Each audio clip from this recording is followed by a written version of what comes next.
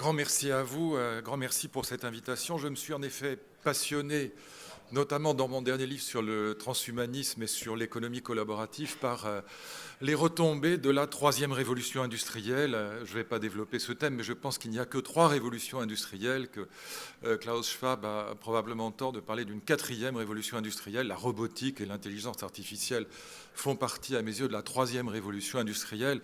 Et donc, je me suis intéressé à cette question de l'innovation, y compris, bien sûr, dans le domaine de la finance. J'étais très intéressé par la table ronde, enfin, Ariane d'ailleurs, qu'on vient d'écouter.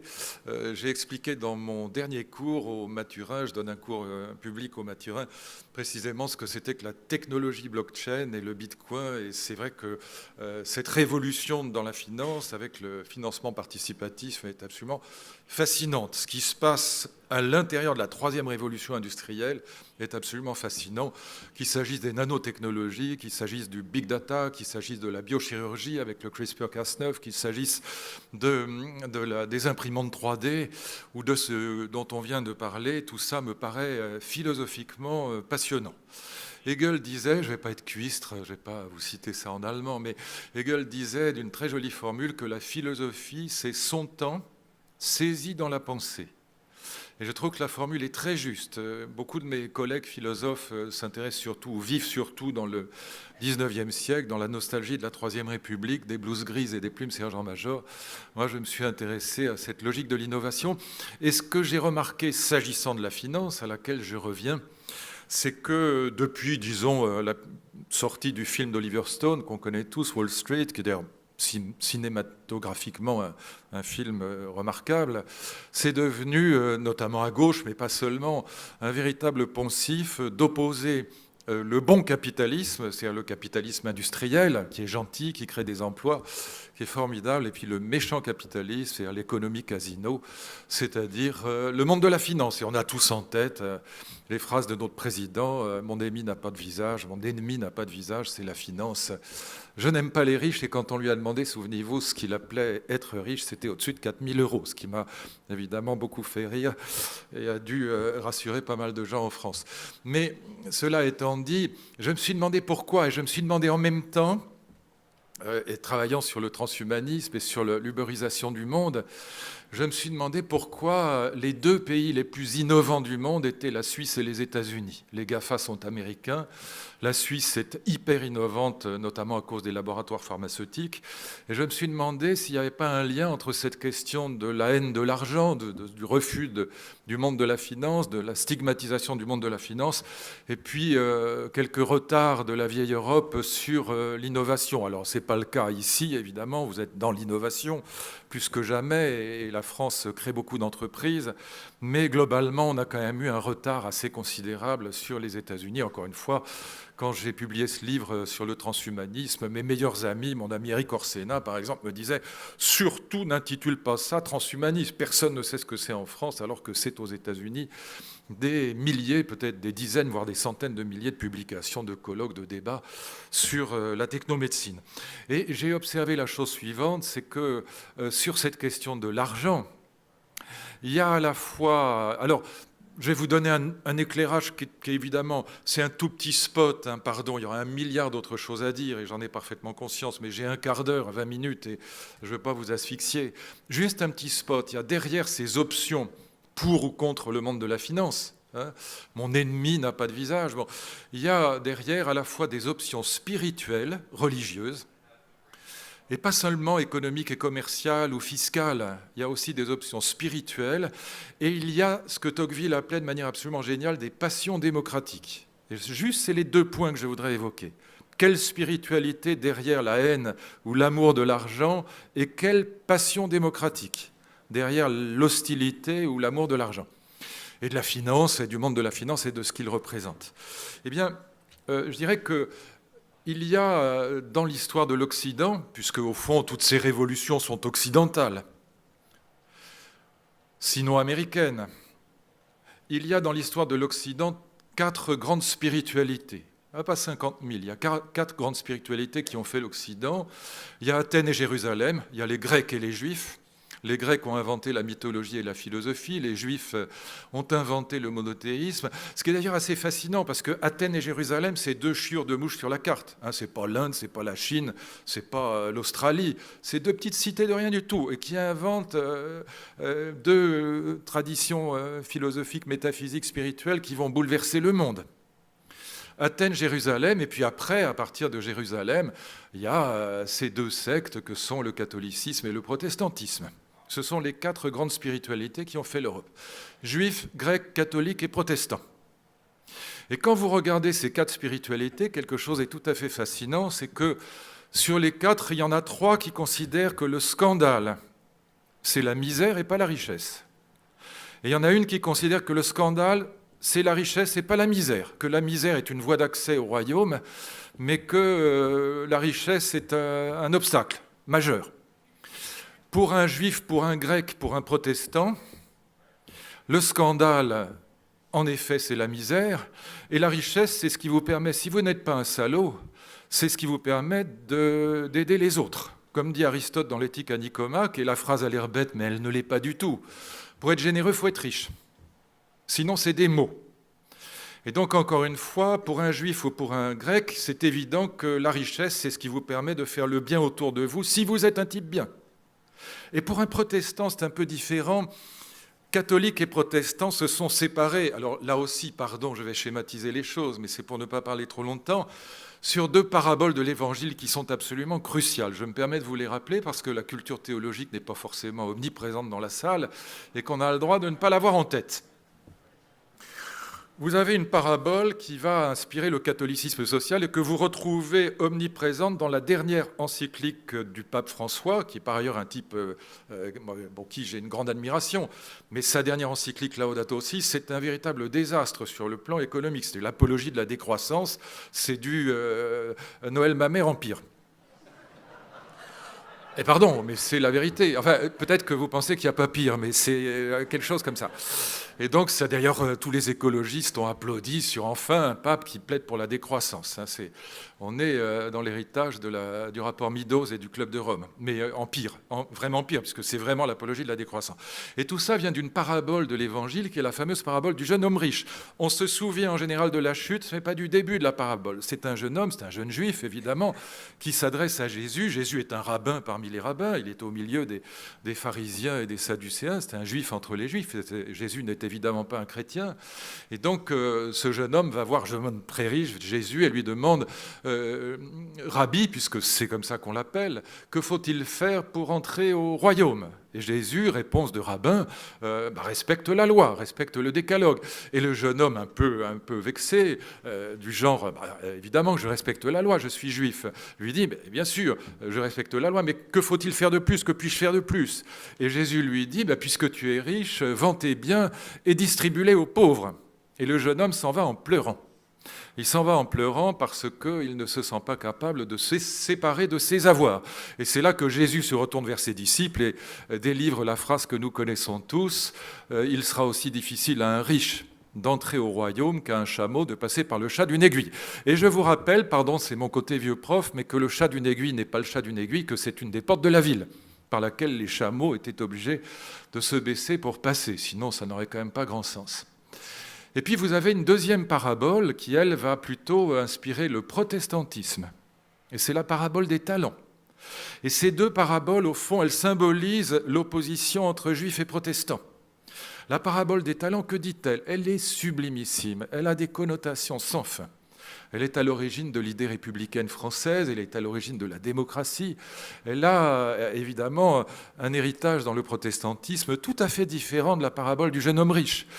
Que disent cette parabole des talents? C'est un maître, un seigneur qui part pour un long voyage et il convoque ses 3 serviteurs. Et vous savez qu'à l'époque, les évangiles, bien sûr, sont écrits en grec. Et en grec, les talenta, ce sont des pièces d'argent qui avaient une très grande valeur à l'époque du Christ. Et donc, ce maître convoque ses 3 serviteurs. Il donne 5 talents au premier, 5 talenta, 5 grosses pièces d'argent. Métaphoriquement, on comprend que c'est le plus talentueux, c'est celui qui est le plus doué. C'est à partir de la parabole de Matthieu, on la trouve dans Matthieu, que, évidemment, ces talents vont désigner non plus des pièces d'argent, mais métaphoriquement des dons naturels des talents. Le deuxième serviteur, il lui donne 2 talents, 2 pièces, et le troisième, un seul. Et que se passe-t-il? Il fait son voyage, il revient, il fait les comptes. Premier serviteur, il a reçu 5 talents, il en rend 10. Et c'est comme dans les 3 petits cochons, c'est comme dans les contes de fées, la même phrase va revenir. Littéralement, symboliquement, c'est très important. Le maître le félicite en lui disant « Bon serviteur, entre dans la joie de ton maître ». Le deuxième serviteur arrive, il a reçu 2 talents, il en rend 4, même proportion. Même phrase, « Bon serviteur, entre dans la joie de ton maître ». Et puis le troisième a eu peur. Il a péché par manque de confiance, cum fides, par manque de foi. Et il a enterré le talent. Et il dit au maître, mais tu es un maître dur, méchant avec nous, j'ai eu peur, j'ai enterré la pièce et je te la rends intacte. Et le maître le voue aux gémonies, le chasse de son palais et probablement l'envoie à la mort. Que signifie la parabole des talents? Elle signifie bien sûr quelque chose qui est fondamental dans la naissance de la démocratie, mais ce n'est pas ça qui nous intéresse directement dans le monde de la finance. Mais elle signifie quand même un héritage qui sera celui de la démocratie. C'est l'idée que la dignité d'un être, la dignité morale d'un être, ne dépend pas du nombre de talents qu'il a reçus, mais de ce qu'il en fait, c'est-à-dire de son travail. Et c'est très important parce que c'est la fin du monde aristocratique. Dans le monde aristocratique, ce qui qualifie un aristocrate, c'est ses talents naturels. Pour un démocrate chrétien, si je puis dire, ce qui fait la dignité d'un être, ce n'est pas les talents qu'il a reçus, mais c'est ce qu'il en fait. Et la preuve en est, ce sera toute la morale républicaine qui viendra de là, que tous les talents naturels, sans aucune exception, peuvent être mis indifféremment au service du mal comme au service du bien. Donc ils n'ont pas de valeur morale. Ce qui compte, c'est ce qu'on en fait. Ça aura un héritage qui est assez amusant dans l'histoire du Moyen-Âge, c'est que les seuls qui vont travailler de leurs mains dans les couches lettrées de la société européenne moyenâgeuse, eh bien ce sont, parmi les lettrés, ceux qui lisent le latin et le grec, peut-être même l'hébreu et l'araméen, eh bien ce sont les moines copistes. Ils vont être obligés de travailler de leurs mains. Alors que l'aristocrate, jusqu'à la Révolution française, se définira comme celui qui ne travaille pas. Si vous allez dans les Chartreuses du sud de la France, par exemple, eh bien vous trouverez des pressoirs à huile, des instruments agraires, parce qu'on doit travailler de ses mains et on doit faire fructifier, métaphore bancaire évidemment, on doit faire fructifier l'argent qu'on a reçu, on doit rendre plus que ce qu'on a reçu. Et dans la tradition protestante, qui de ce point de vue-là est tout à fait fascinante, il faut absolument lire, il faut faire ça une fois dans sa vie. Pardon, c'est encore mon côté vieux prof. Lisez les 5 grands écrits réformateurs de Luther si vous ne l'avez pas fait. C'est génial, évidemment, même si Luther est par ailleurs un type imbuvable, mais c'est quand même génial, et notamment la liberté du chrétien. Luther s'oppose à la pratique des bonnes œuvres par laquelle le Vatican essayait de recevoir des dons en vendant des indulgences. Et Luther écrit ceci: « Seriez-vous bonnes œuvres des pieds jusqu'à la tête que vous ne seriez pas sauvés ?» Ce qui sauve, évidemment, eh bien, c'est la foi seule. Et dans la perspective protestante, de ce point de vue-là, eh bien, le fait de réussir socialement et de gagner de l'argent, ça va devenir un signe d'élection, parce que le protestant ne sait jamais s'il est élu, s'il est sauvé, parce que les œuvres ne sauvent pas. Mais si Dieu lui a laissé gagner beaucoup d'argent, et si Dieu lui a laissé parvenir jusqu'à une très grande réussite sociale, alors c'est au moins qu'il ne lui en veut pas, et probablement qu'il a décidé de l'élire, et de le sauver, et que son salut est assuré. Par conséquent, dans la tradition protestante, à la différence de la tradition catholique, l'argent va devenir un symbole de salut, et non pas un obstacle à l'entrée au royaume. Et je vous disais qu'il y a, alors je vais très vite, pardon, c'est vraiment à la hache, mais qu'il y a derrière des passions démocratiques. Et je conclurai avec ça, parce que cette idée de passion démocratique est vraiment géniale chez Tocqueville. Qu'est-ce que c'est que les passions démocratiques chez Tocqueville? C'est lui qui invente cette expression. Ce ne sont malheureusement pas les passions pour la démocratie, mais ce sont les passions qui traversent toutes les classes sociales et les frontières. Ce sont les passions populaires, si vous préférez. Et il y a aujourd'hui, dans la vieille Europe, et singulièrement en France, il y a 4 grandes passions démocratiques. Et c'est très intéressant de comprendre comment elles fonctionnent, parce qu'elles sont indexées sur les courants politiques. Il y a une première grande passion démocratique, c'est la colère. Contrairement à ce que disent les imbéciles, le Front National n'est pas animé par la peur. C'est pas vrai. J'ai rencontré X fois Marine Le Pen et son père. Ils sont tous sauf peureux. Ils n'ont peur de rien, c'est même le problème. fondamentale. Ils sont très courageux. Il faut être très courageux pour se faire détester autant par tant de ses concitoyens. Et donc, ce qui anime le Front National, c'est la colère. C'est une passion démocratique extrêmement puissante. Ce qui anime l'écologie, c'est la peur. Tous les films éco-catastrophiques reposent sur la peur et sur le principe de précaution, qui est une absurdité totale, mais c'est la droite qui l'a inscrit dans la Constitution, et quand la droite fait des conneries pareilles, c'est difficile de demander à la gauche d'être plus intelligente. Et ça, la peur, c'est la passion. Vous regardez les films de Nicolas Hulot, de Yann Arthus Bertrand, d'Al Gore, tout repose sur la peur. C'est la passion fondamentale. On a peur de tout aujourd'hui. On a peur du sexe, de l'alcool, du tabac, de la vitesse, des côtes de bœuf, des nanotechnologies, des OGM, des micro-ondes, de la Turquie, de la mondialisation, de Claude Allègre et de mille choses plus abominables encore, si j'ose dire. Mais on est dans la logique de la peur, évidemment. Et donc ça, c'est l'écologie politique. Troisième grande passion démocratique, très proche de la colère, c'est l'indignation.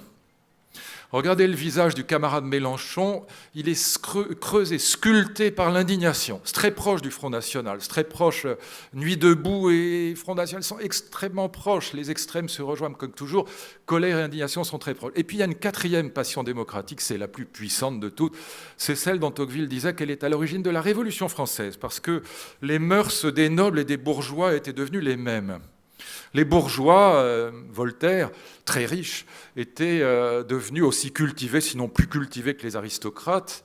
Et les mœurs étaient les mêmes, les habits étaient les mêmes, le goût du luxe était le même, et peut-être même supérieur chez les grands bourgeois comme Voltaire.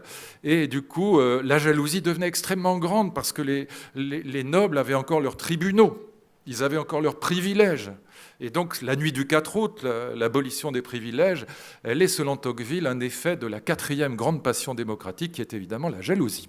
C'est la plus forte de toutes. Et c'est celle qui envahit les professions qui sont les mêmes. On est jaloux à l'intérieur du même parti politique. Vous allez voir comment, il suffit de voir comment Juppé, Fillon et Sarkozy s'adorent. Et donc, on est jaloux beaucoup plus à l'intérieur de la même profession, du même cercle, du même club, qu'avec ceux de l'extérieur dont on n'est pas jaloux. Et la jalousie, c'est la passion, encore une fois, la plus forte qui soit. Elle n'existe pas dans le monde aristocratique. Elle est vraiment la passion démocratique par excellence. Plus on est dans une logique d'égalité, plus on est jaloux. Moins on supporte que les têtes dépassent. Et quand on dit « je n'aime pas les riches », j'y reviens. Et je conclurai presque avec ça. Évidemment, il y a toujours quelque chose qui m'a frappé, mais pardon, c'est tellement du bon sens et pas de la philosophie, mais c'est que quand on dit ça, je n'aime pas les riches, je n'aime pas l'argent, en général, ce n'est pas du sien qu'on parle, c'est de celui des autres. Le sien, on se fait une raison, hein, soyons clairs. On finit par s'y habituer, tant bien que mal. Mais c'est toujours la jalousie qui anime l'idée qu'on n'aime pas l'argent. Mais quand c'est le sien, encore une fois, on finit par s'y habituer.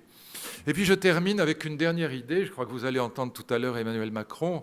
Et j'ai toujours été fasciné par le fait que les frondeurs qui sont keynésiens, et pas schumpeteriens, qui n'ont toujours pas compris que ce qui tire la croissance, c'est l'innovation, évidemment. Passer un certain seuil de keynésianisme, ce qui tire la croissance, c'est l'innovation. L'innovation, pourquoi ? Parce que l'innovation, elle nous oblige à acheter. Elle nous oblige à acheter, soit qu'elle envoie les objets anciens à la poubelle, l'iPhone 1 ou 2, pas commode d'aller utiliser, soit qu'elle nous tente par les nouveaux. Et donc, c'est l'innovation qui tire la croissance. Eh bien, je vous renvoie à un texte de Victor Hugo que j'ai toujours trouvé génial. Je citais tout à l'heure Aristote, pour être généreux, il faut être riche. Victor Hugo, quelque part dans Les Misérables, il a, dans ce style inimitable, j'adore Hugo, il a, dans ce style inimitable et un peu télégraphique, il a cette sentence à un moment où il dit politique, deux problèmes. Produire la richesse, répartir la richesse. Et il ajoute cette phrase bouleversante d'intelligence et de bon sens en même temps. L'Angleterre résout admirablement le premier problème, la production de la richesse, très mal le second. Pays très aristocratique, très inégalitaire. Le communisme prétend résoudre le second problème, c'est-à-dire le partage de la richesse, mais il est pris dans le partage du boucher qui est obligé de tuer ce qu'il partage. Le communisme partage, mais il tue l'économie. Il tue la compétition, il tue le marché. Eh bien, moi, j'ai une autre métaphore, et je vous laisserai avec cette métaphore. Si j'étais à la place de Valls ou Macron, c'est ce que je raconterais aux frondeurs, aux keynésiens, d'ailleurs de droite comme de gauche, parce qu'il y en a aussi à l'UMP. Moi, je dis toujours l'UMP, je suis républicain et pas membre de ce petit club, mais donc je continue à dire l'UMP ou l'ex-UMP. Il y a aussi des keynésiens. Moi, j'ai une autre métaphore que celle de Hugo, mais c'est la même, en vérité. Je vais très souvent en Chine, j'adore la Chine, et en Chine, vous savez, on pratique une pêche traditionnelle qui est la fameuse pêche au cormoran. On attache un fil à la patte de cet oiseau, qui est un pêcheur merveilleux. On lui met aussi un petit anneau autour du cou pour qu'il n'avale pas les poissons. Il a le cou, comme vous savez, extrêmement long. Et donc, quand son cou est gorgé de poissons, on le tire par la patte, on le remet dans la barque et on lui serre le kiki. Et évidemment, on lui en laisse un peu, sinon il crèverait. Je pense que cette métaphore est parfaite. Moi, je suis totalement libéral en économie et totalement social-démocrate mou en politique sociale. Je pense que pour, encore une fois, être généreux, il faut d'abord être riche. Pour partager, comme dit Hugo, la richesse, il faut d'abord la produire. Et si on veut la produire, il faut être libéral. Il n'y a aucun autre système qui produit la richesse. Laissons d'abord les chefs d'entreprise produire la richesse, on causera après, si je puis dire. Et donc le problème des frondeurs et de la gauche aujourd'hui, de Mélenchon et des autres et de la CGT, c'est qu'ils veulent remplacer les chefs d'entreprise par des fonctionnaires et les cormorans par des poulets asténiques. Ça marchera moins bien.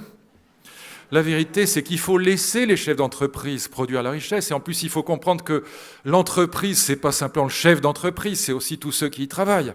Aider les entreprises, c'est aussi aider les salariés. Et donc je pense que, encore une fois, la bonne martingale, c'est libéral, très libéral en économie et très social-démocrate en politique. Autrement dit, Hugo et la pêche au cormoran. Merci de votre attention. Un grand merci à vous.